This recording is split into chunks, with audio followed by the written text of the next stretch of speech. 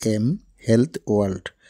আজকের বিষয় কোন কোন প্রাণী কামড় দিলে আমাদেরকে অতি অবশ্যই ভ্যাকসিন নিতে হয় বা ভ্যাকসিন সম্পর্কে সচেতন হতে হয়।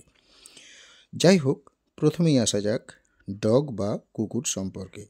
দেখুন, ডগ বা কুকুর প্রায়শই কিন্তু পাগল হয়ে গিয়ে মানুষের হাতে পায়ে কামড় দিয়ে দেয় এবং যার ফলে রক্তক্ষরণ ঘটে।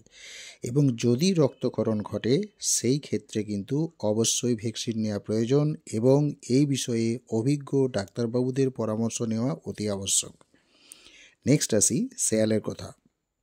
এই শেয়ালও কিন্তু কুকুরের মতোই খুবই ভয়ঙ্কর, কারণ এরাও মাঝে মধ্যে পাগল হয়ে যায় এবং মানুষকে কামড়ে দেয় এবং যার ফলে রক্তক্ষরণ ঘটে এবং রক্তক্ষরণ ঘটার ফলে সেখানে সংক্রমণ ঘটে এবং ভবিষ্যৎ জীবনে বিপদ ডেকে আনে।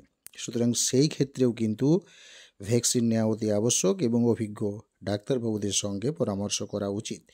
এরপর আসি বানর, যাকে বলা হয় মাঙ্কি।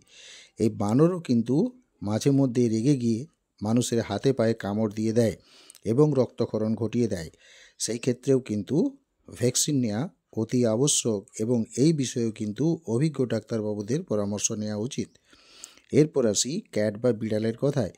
বিড়ালও কিন্তু মাঝে মধ্যে রেগে যায় এবং দাঁত দিয়ে কামড়ে দেয়, নখ দিয়ে আঁচড় দিয়ে দেয়। সেই ক্ষেত্রেও কিন্তু রক্তক্ষরণ ঘটে থাকে এবং এই ক্ষেত্রেও কিন্তু এই বিপদের হাত থেকে বাঁচার জন্য আমাদের ভ্যাকসিন নেওয়া প্রয়োজন এবং অভিজ্ঞ ডাক্তারবাবুদের সঙ্গে পরামর্শ করা উচিত। এরপর আসি বেজি, যাকে বলা হয় মনগুস। এরাও কিন্তু মাঝে মধ্যে মানুষের হাতে পায়ে কামড় দিয়ে দেয়, যার ফলে রক্তক্ষরণ ঘটে থাকে এবং সেই ক্ষেত্রেও কিন্তু আমাদের ভ্যাকসিন নেওয়াটা খুবই প্রয়োজন।